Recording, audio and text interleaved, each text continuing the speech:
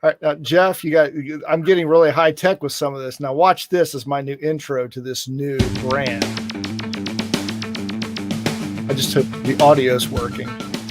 I can hear it, so I think it's good. Look at that. What's that? 7-second intro. Welcome everybody to my new revamped weekly live stream called 3 Questions to Better Business. I am Michael Davis of Speaking CPR.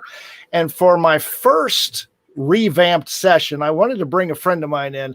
This is a guy that every week, now if I could fix this, there we go. Every week, he and I are part of a mastermind. And Jeff, I wanted you to have the honor of being my first on this newly revamped. Now, what you can read between the lines there is that you are my guinea pig. Got it. Now, here's why I know you can handle it. Because not only are you a best-selling author, and by best-selling, I don't mean for 30 seconds on a Saturday in August, you had a bunch of people buy your book, so you showed up as a #1 bestseller. Yeah, you are a legit best-selling author. You are one of the best MCs and event hosts I've ever seen. You're a fantastic speaker, and you have a history in improv, don't you?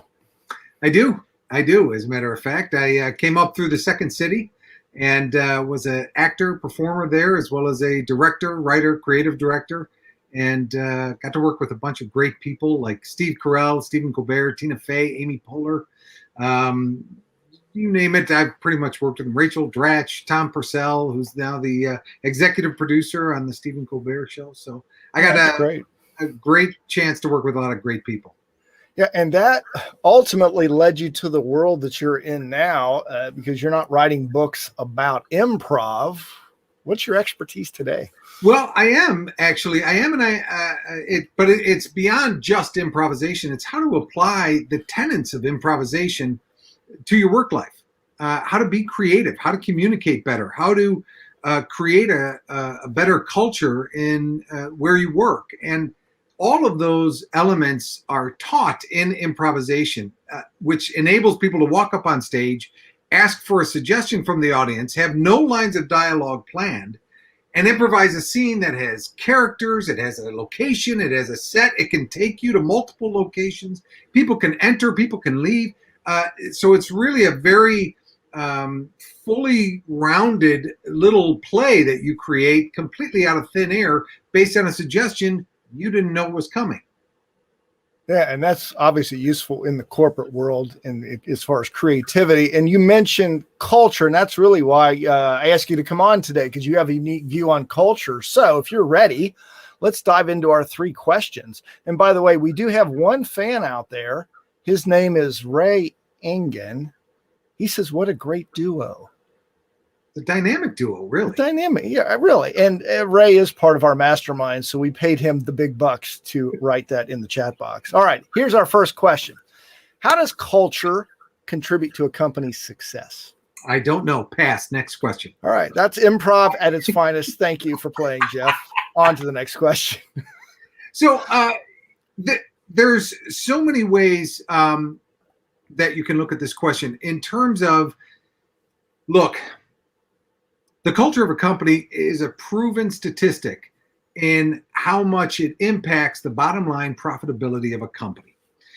People in your company, if they are excited, if they're engaged in what they're doing, you can recognize profits as much as 26%. In fact, I just saw a report today from McKinsey and Company that said you can recognize profits as much as 38% above your vertical if you have an engaged culture. So that is a key component of the entire process of putting together a company. You want people to be engaged, and it truly and significantly helps your bottom line. If you don't have one, and you're a leader at this company, the first place to look is in the mirror. I truly believe that the culture of a company cascades down from its leadership. Because if its leadership is positive, empowering, looking for the creativity and the individuality to contribute to the whole, that seeps through the culture. That's where that comes from. So then you really get these companies that come together. Google is a great example of that in the beginning stages of it. right? And you have a time when you can really push that culture out into the entire business and have everybody be a part of it in those initial and medium-sized stages. Once you get to a larger size, you've got to take some other steps in order to make sure that everybody understands what the culture is and that they're good fits for the culture. Great points, and it really bleeds over into my world of communication skills, and I focus on that too. And you mentioned leaders looking in the mirror. I think one of the things they have to ask themselves in that mirror is, am I truly listening to my people? Because if you have a culture of I talk, you listen, I talk, you take action, I talk, don't talk back. Yeah. That's right. not going to, especially in the last several months with the great resignation. Yeah, I mean, that's a great example of how there is a tremendous lack of listening and engagement going on. And, another big component of that is not understanding what this younger generation is looking for in what they do. They want much more alignment between the values of the company to their individual values. And let's look at that for a second, because if they don't have that, they're going to take a walk. The other thing is they've grown up learning not to trust bigger companies. Yeah. Because there's been so many big companies that have been laid off. Either they experienced it through their parents or through a relative or somebody that they knew, that they got laid off or the company just went belly up. And we've had a couple of significant financial upheavals that also cause those things to happen. So it's not always the company's fault as much as the environment or the impact of external forces on that company. But when you grow up with 3 significant upheavals like that within your lifetime, that you can recognize that you don't have any experience other than every 8 years or every few years, there's going to be everything's going to blow up. Yeah. Then you come to expect that, and you expect, listen, I'm not going to waste my time at a place that doesn't engage me on that value level. So companies have a lot more work to do in order to make sure that they're living by the values they espouse and that those values are aligned with the folks that they want working for them. And I love that. And we're not going to get into this topic, but that really bleeds over into what I do is help people tell their stories, especially the corporate story. And if that aligns with their values, you've got a much better chance of keeping someone. Yeah. And Mike, if I can just say that's Sure. such a key element of being able to communicate that culture is how you tell your stories. That has been true since the date and time that we were living in caves as tribes to now. And the idea of how we communicate those stories and how we embrace those stories is so important. And the work you're doing to help corporations do that is critical, frankly, for them to understand the level of importance it brings to what they do and to really understand that that's what we know. We're hardwired to listen to stories, to hear stories and to share them and to partake in them. In the telling of a good story, you're living it yourself. And so that's true. Yeah. If you don't have a good story to tell or share, then you better call Mike. Mike is speaking CPR. And I tell people today, it's more important than ever. There's so much noise, and it's the one asset you have that no one could duplicate. So yeah, right. Stories are definitely key. All right, let's take a look at question number 2, which is, what can a company do to improve its culture? Well, a couple of things. One of the biggest things that people get wrong, both large and small companies, is the idea that soft skills are something that you look at down the road. You got to look at profitability, you got to look at bottom line, got to look at operational success.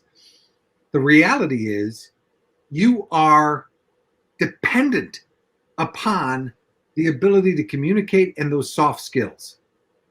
And the reason that is because you're not leading robots, you're leading people. You're not selling to robots, you're selling to people.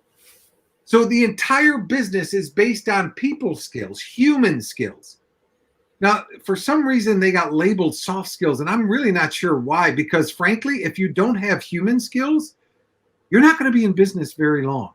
If you can start developing those sooner and with some excitement around them, with some energy behind it, you're going to be in a lot of trouble. If you can start doing that, well, guess what? All of a sudden, there's going to be a recognition of the humanity within the company.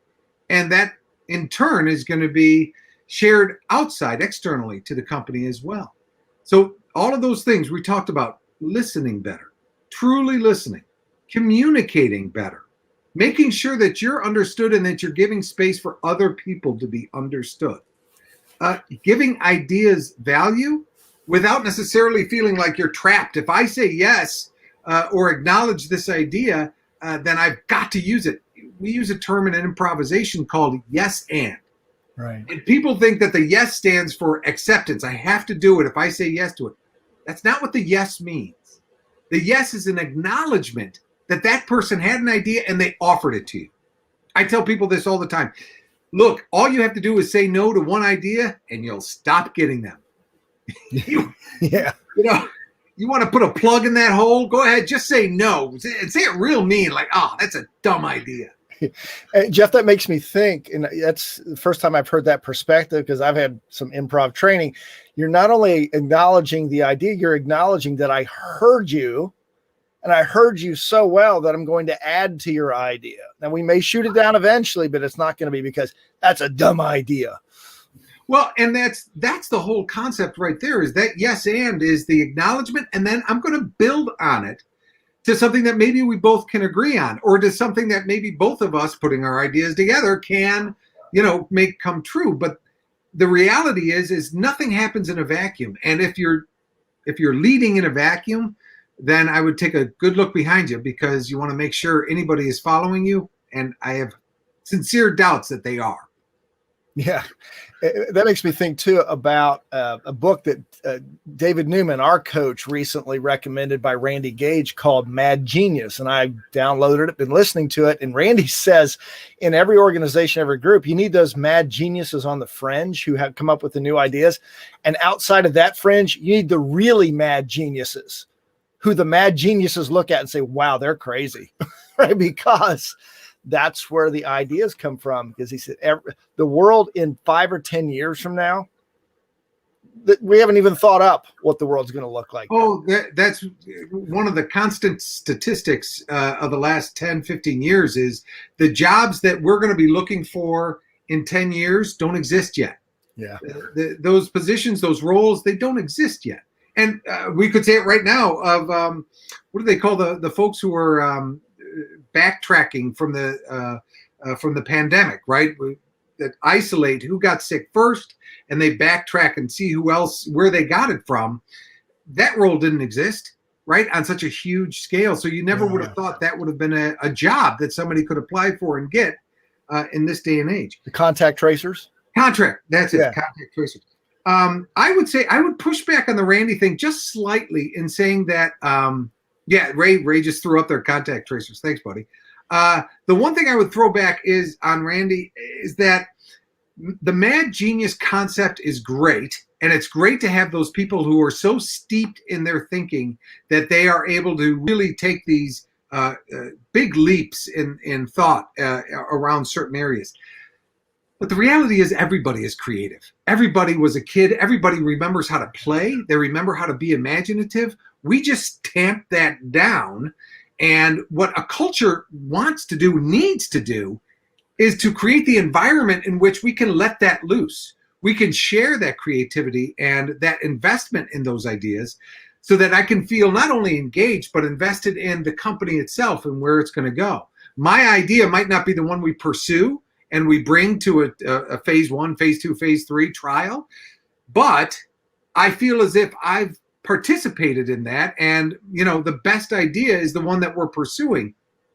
It's a very democratic way of doing it, but it's also a way of getting people really sticky around the ideas that are being originated in their group or in their tribe.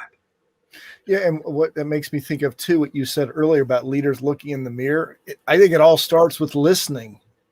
And the hard question to answer is, are we truly listening and creating a culture where people can be heard? Yeah, and there seems to be, I think that listening is getting a lot more of a look nowadays to really mix up the metaphors. Come on, metaphor sound. everybody. That's right. It's Friday. It's time to drink and have a metaphor salad. So I think the idea of listening is not as scary to more. It's not as scary to as many people as it used to be. Just because you listen doesn't mean you have to commit to somebody's communication, but giving them the space to share and acknowledging that they've shared and acknowledging that you heard it, that's a big part of the process. And that makes people feel safe. It makes people feel heard. It makes people feel that they're contributing to the overall success of the company.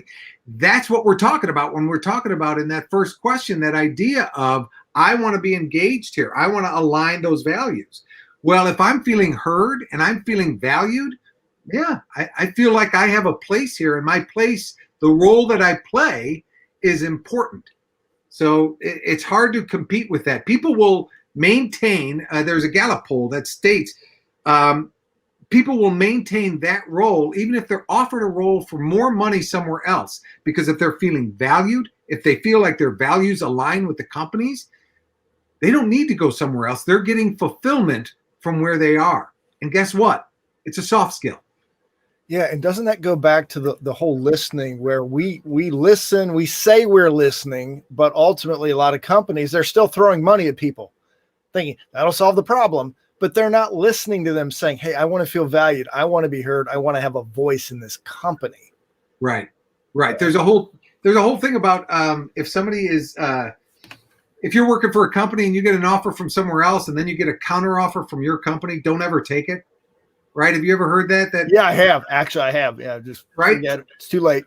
Well, and the idea that there's going to be an expectation on you now that may be unrealistic. There may be some animosity towards the fact that now you're looking for more money without being deserving of it.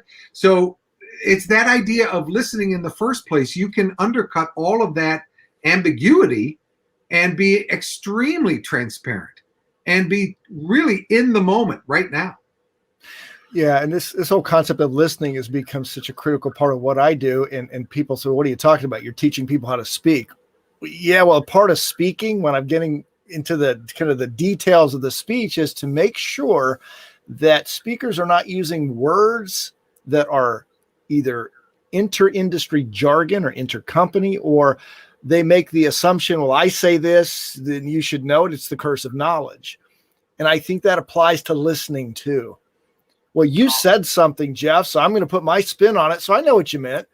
No, we have to clarify like crazy. And I mean, it sounds so elementary, but make sure you know what people mean when they say, I want to feel satisfaction, or there are so many terms we could go over, but you got to be crystal clear on what people want. Then they'll feel heard. Yeah, without a doubt. I think that it's true. The very best communicators are also the best listeners, because they've heard what you need to have what you feel brought to light. And so then they're able to communicate that. There's a ton of stories, everybody from Winston Churchill to Steve Jobs to Bill Clinton, that when people talk to them, they felt like they were the only person in the room. Yeah. And the idea is because they're so focused and intent on listening to what you're saying that you get that feeling of being very special in that scenario. Well, that's critical to be able to then communicate to where you're coming from and to reach you where you are. Yeah. And oh, by the way, if you're watching this, listening is just like improv, speaking, it's learnable. It takes work and it's exhausting. When I've had a full day of coaching with intense listening, I'm done for the night. My family knows, just let him sit there. He'll just, put a bourbon in his hand. He'll be okay. Yeah, but I would say it's a good kind of exhaustion, right? It absolutely is. Yeah. It is fulfilling, and I know that I'm helping other people. Now, this leads us to our third question. This is for the person who is sitting there thinking, okay, I'm part of a big company. I'm just one person. How can one person really improve a company's culture? So that's a great question, because there's so many people, and this is why they hop, right? This is why they go to that next job, to see if that's possibly any better. Is that going to be a better experience? Is it going to be a better culture? Am I going to have a better time with that manager? Which, as you know, most people don't leave their job, they leave their manager. Right. So the idea here is that you want to create your individual culture. Now, you may also refer to this as your individual brand, how you're considered amongst your coworkers. And so when you create an individual culture around how you treat people, how you listen to them, how you interact with them, do they feel positive when they leave an interaction with you?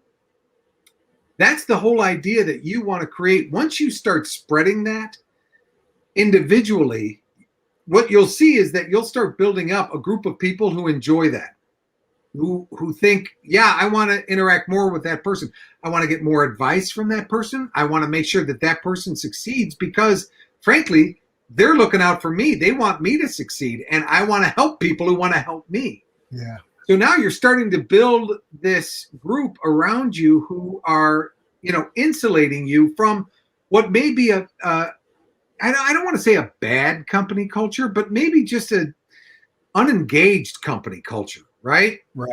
The days of just showing up, punching your card and doing your job and going home, if a company is thinking that I can get away with that now, well, the more successful companies have figured out that that's not going to work. But if you're at a company that doesn't have the time to build that culture, start building your individual culture. You may not be in a place where you can leave your job, right? Or that's not feasible at this point. I got to pay the bills. We got this going on. I got this family situation happening. I can't leave my job right now. Take a risk like that. Okay. But there's no reason that you should have to exist in a space that is less than bountiful for yourself. So you create that bounty by creating that culture, by attracting those people who are going to be able to feed you and fill your bucket as much as you're filling their bucket as well. And that's what building that individual culture is all about. And it's pretty easy.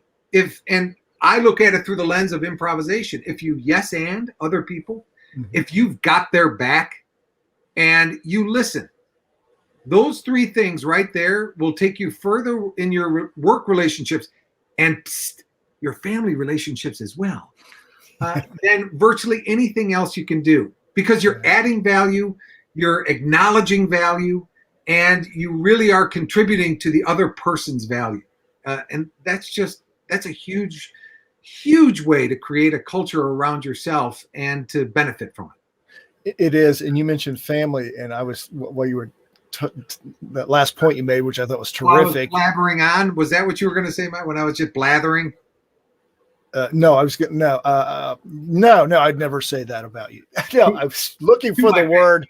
These insights you were giving. What I thought I once heard about a therapist talk about how in a family unit, when one person decides to change, everybody around them cannot help but change if that person sticks with it and is committed to it. Right? If somebody is negative, and decides one day, I'm tired of being negative, everybody in the family is going to notice the change and they're going to push back for a while. Be ready for that. If you change, they're going to push back because you've broken the dynamic. But if you stick with it, all of a sudden one day you'll wake up and everybody around you is more engaged, they're more positive. Same thing will happen in a work environment.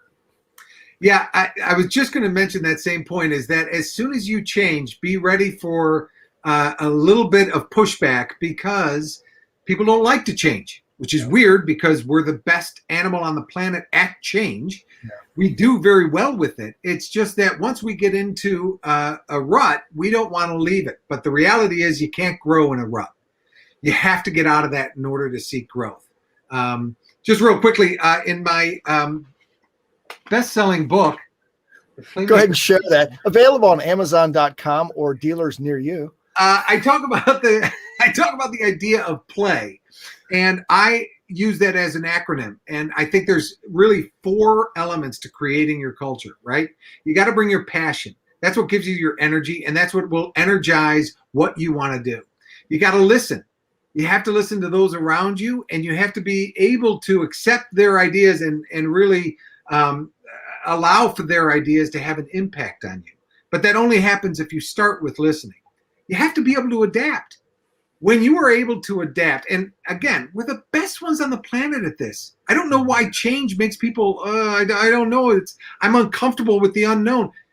You have survived 100% of the worst scenarios thrown at you. There it is.